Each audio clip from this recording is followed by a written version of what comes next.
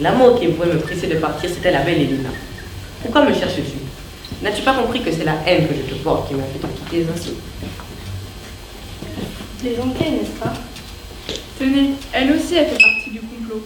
Je le vois maintenant, ils se sont tous trois concertés pour arranger cette comédie à mes dépens. Injurieuse Hermia, fille ingrate, avez-vous oublié toutes nos confidences, nos heures passées ensemble, assis sur le même coussin, redonnant le même chant, comme si nos mains, nos voix, nos âmes s'étaient confondues? Et tu voudrais briser cette vieille amitié en te joignant à ces hommes? Ce n'est pas digne d'une jeune fille. Vos paroles emportées me confondent. Je ne vous raille pas. C'est vous, il me semble, qui me raillez. Oui, c'est cela. Prenez votre mine navrée et faites-moi des grimaces quand je vous tournerai le dos.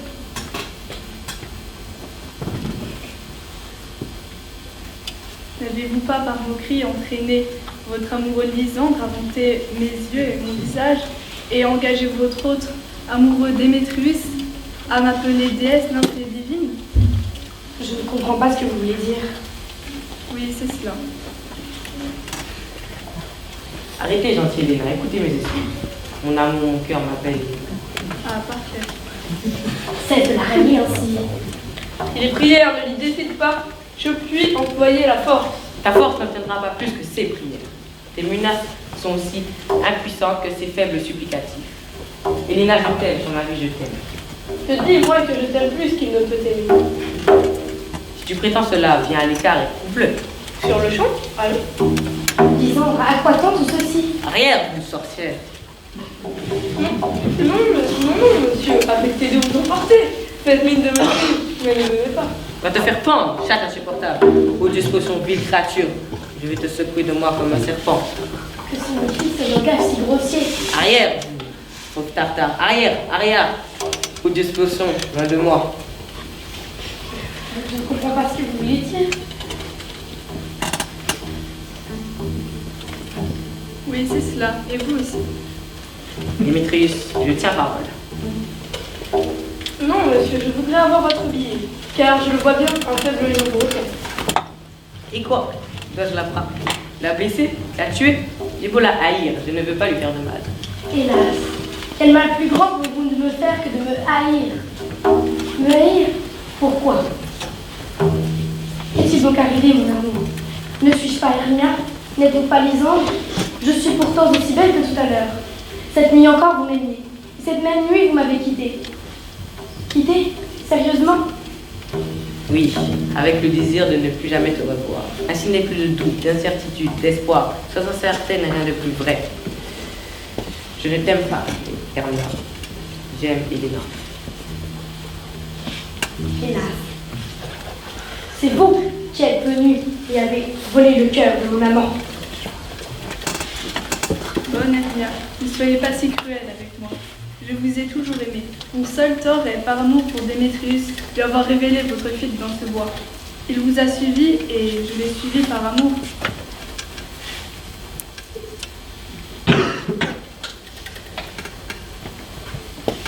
Démétrius, je tiens parole. Non, je marcherai de front avec Saül. C'est vous, madame, qui êtes cause de tout ce tapage. Non, et je ne vous resterai pas plus longtemps en votre maudite compagnie. Je suis ahurie et ne sais que dire. C'est ta faute. Tu fais toujours des méprises quand tu ne commets pas tes coquineries volontairement. Croyez-moi, roi des ombres, j'ai fait une méprise. Ne m'avez-vous pas dit que je reconnaîtrais cet homme à son costume athénien? Mon action est donc irréprochable en ce sens. Et que c'est donc un athénien dont j'ai muté les yeux? Je suis satisfaite du résultat en ce sens, que leur querelle me paraît fort réjouissante. Tu vois, ces amoureux cherchent un lieu pour se battre. Va, écarte-les l'un de l'autre, jusqu'à ce que sur leur front, le sommeil, imitant la mort, glisse avec ses ailes de chauve-souris et ses pieds de plomb. Alors, tu humecteras les yeux de Démétrius avec cette herbe, dont la liqueur a la propriété spéciale de dissiper toute illusion et de rendre prunelle leur vue accoutumée. Dès qu'ils s'éveilleront, toute cette dérision leur paraîtra un rêve, une infructueuse vision, et ils retourneront à Athènes dans une union qui n'en finira qu'à leur vie. Tandis que je templerai à cette affaire, j'irai demander à ma reine son petit favori. Elle sera amourachée de son âne et me l'accordera sur le champ. et la paix sera partout. Monseigneur, ceci doit être fait en acte. Là-bas court l'avant-coureur de l'aurore. À son approche, tous les esprits damnés s'excitent volontairement de la lumière et sont à jamais fiancés au trou noir. Mais nous sommes des esprits d'un autre ordre. Va, hâte-toi.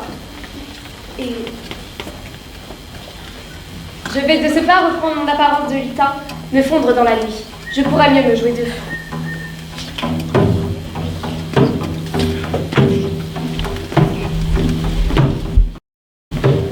Par monts et par veaux, par monts et par veaux. Je vais les mener par monts et par veaux. Je suis craint au champ à la ville. Lutin, menons-les par monts et par veaux. En voici un. Où es-tu, fier Démétrius? Parle donc à présent. L'épée à la main et en garde. Où es-tu? Je suis à toi dans l'instant. Suis-moi donc sur un terrain plus légal.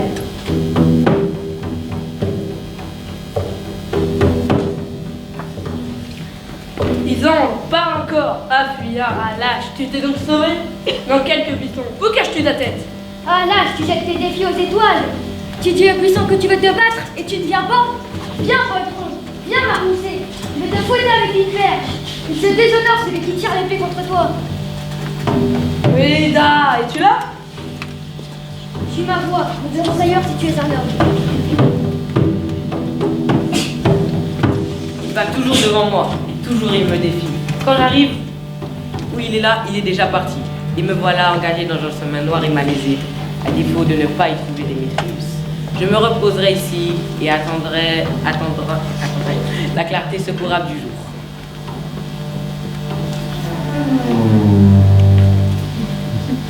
Oh là, lâche, pourquoi ne viens-tu pas? Je vois bien que tu cours devant moi sans oser t'arrêter ni me regarder en face. Où es-tu?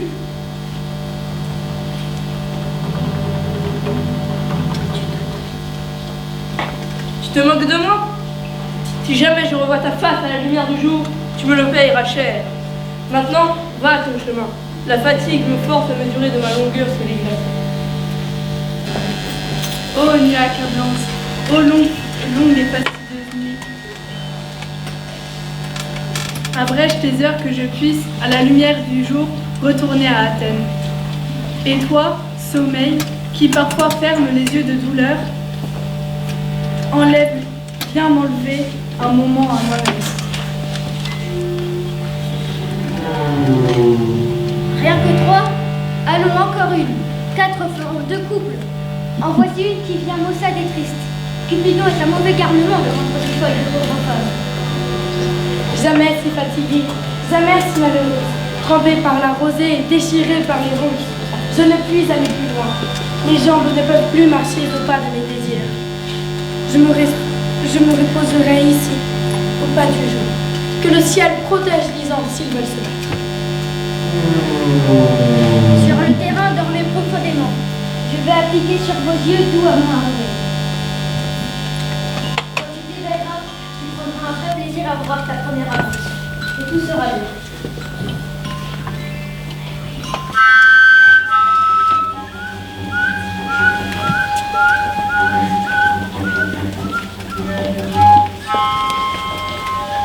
Viens m'asseoir sur ce lit de fleurs, que je caresse tes joues charmantes, et que j'attache des roses musquées sur ta tête douce et lisse, et que j'embrasse tes belles et longues oreilles, mon ineffable joie.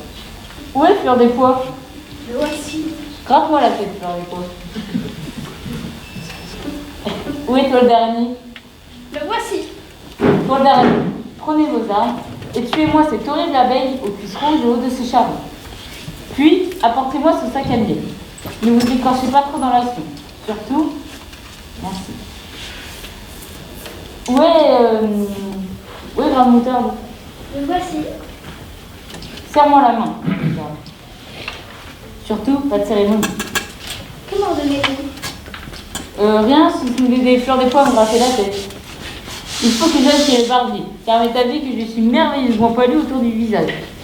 Et je suis un âme si délicat que pour peu qu'un poil me démange, il faut que je me gratte. Voilà.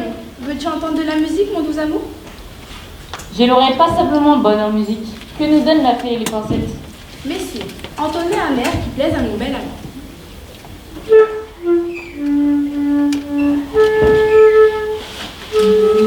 Sometimes lost in since the child is dead, a merry dance, a merry day. And since our child was dead, and since our child was dead, a merry dance, a merry day. Dis-moi, mon doux amour, ce que tu désires manger. Ma foi, en picotant. Je mâcherai bien de votre bonne avoine bien sèche. Ah, mais t'as vu que j'ai une grande envie de foin, du bon foin, du foin qui embaume. Rien n'est égal à ça. J'ai une fée aventureuse qui ira fouiller le magasin d'un écureuil et t'en apportera des bonnes nouvelles. J'aimerais mieux une poignée ou deux de pois secs. Et dites à vos gens de ne pas me déranger, car, je sens venir à moi un accès de sommeil.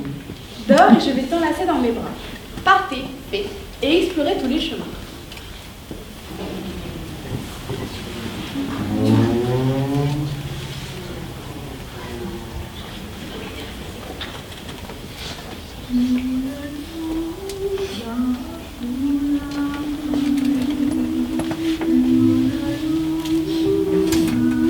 Bienvenue, Puck.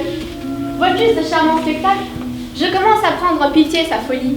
Tout à l'heure, l'ayant rencontrée, je lui ai demandé son petit favori.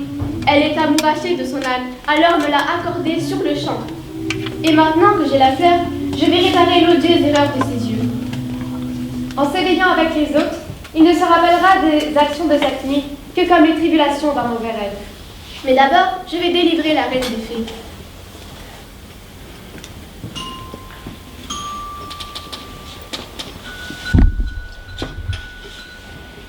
La fleur de Diane assure la fleur de Cupidon, cette influence et ce bienheureux pouvoir.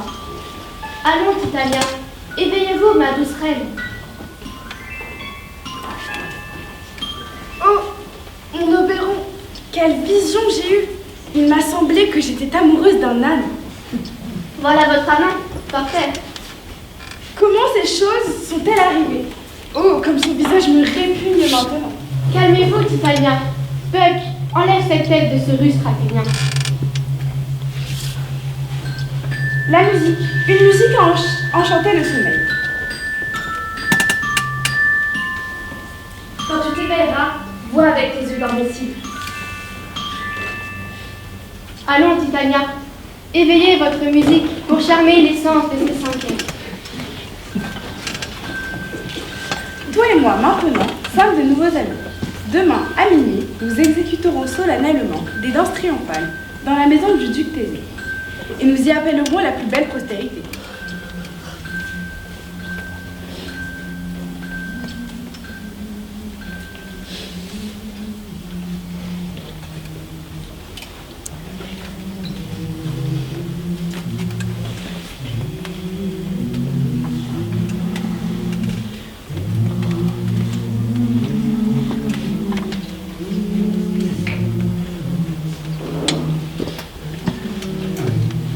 Seigneur, attention, silence.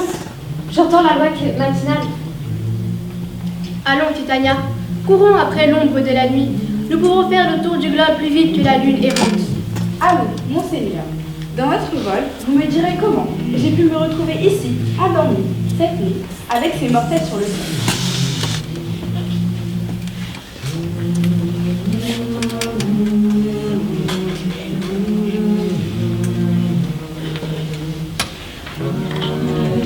Que l'un de vous aille chercher le garde-chasse. Ma bien-aimée entendra la musique de mes lignes. Belle reine, nous irons au haut de la montagne écouter le concert confus de la meute et de l'écho. J'étais avec Hercule et Cadmus, un jour qu'ils chassaient l'ours dans un bois de crête, avec des chiens de Sparte. Je n'ai jamais entendu un fracas aussi vaillant, car non seulement les alliés, mais aussi les sources, les cieux, toute la région semblait se confondre en un cri. Je n'ai jamais entendu de désaccord aussi musical, un si harmonieux tonnerre. Mais doucement, quels sont ces nymphes? Sûrement sont-ils venus de bonne heure pour célébrer la fête de mai, et sachant nos intentions, ils sont venus ici. Bonjour mes amis, la Saint-Valentin est passée. Les oiseaux de ces bois ne commencent-ils à s'accoupler que d'aujourd'hui? Pardon, monseigneur. Levez-vous tous, je vous prie. Je sais que vous deux êtes rivaux et ennemis, mais d'où vient ce charmant accord qui fait que la haine, éloignée de toute jalousie, dort à côté de la haine sans craindre d'inimitié? Monseigneur, je répondrai en homme aéré, à moitié endormi, à moitié éveillé. Mais je vous jure que je ne pourrai pas vous dire mais je vous jure que je voudrais vous dire la vérité. Mais à ce que je crois, car oui, maintenant je m'en souviens. Je suis venu ici avec Hermia. Notre but était de quitter Athènes pour ne plus être sous le coup de la loi athénienne. Hermia, votre père réclame la loi sur votre tête. Il voulait se sauver. Il voulait Démétrius. Vous frustrez tous les deux, vous et son père, à la décision qu'elle serait votre femme. Monseigneur, la belle Helena m'a révélé leur évasion dans ce bois. Je les y ai suivis par fureur, et elle m'a suivi par amour. Mais je ne sais par quel pouvoir mon amour pour Hermia a fondu comme la neige. Et maintenant, toute mon âme, toute la vertu de mon cœur se consacre à Helena. Beaux amants, quelle heureuse rencontre! Nous entendrons la suite de cette histoire tout à l'heure.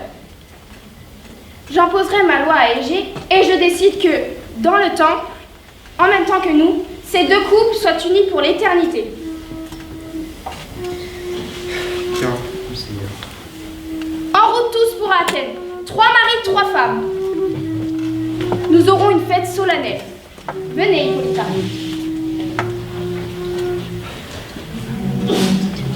Ces aventures me paraissent minimes, comme les montagnes lointaines avec les nuages. Oui, et je vois trouble. Il me semble que mes regards divergent. À moi aussi, Démétrius me fait l'effet d'un bijou trouvé qui est à moi et pas à moi. Êtes-vous sûr que nous sommes éveillés? Êtes-vous sûr que le duc était ici? Il nous a dit de le suivre. Et mon père aussi. Oui, et il nous a dit de le suivre jusqu'au bout. Eh bien, allons. Chemin faisant, nous nous raconterons le